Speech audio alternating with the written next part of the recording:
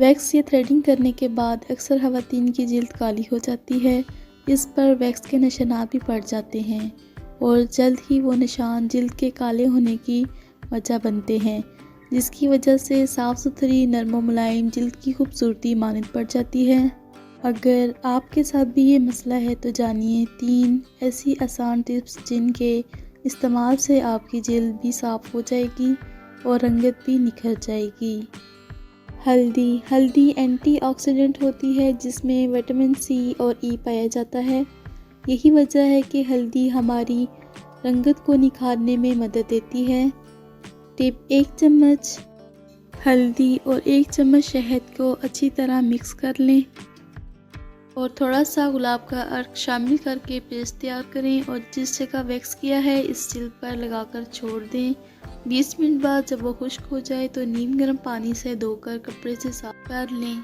ये टिप 2 दिन तक करें और फिर अगली दफ़ा वैक्स या थ्रेड कराने के बाद दोबारा 2 दिन तक करें, इससे जिल्द काली नहीं होगी।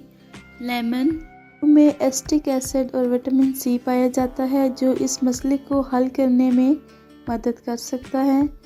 टिप 1: नींबू के रस को 2 चम्मच दही में मिक्स करें और इस पेस्ट को जिल्द पर लगा लें।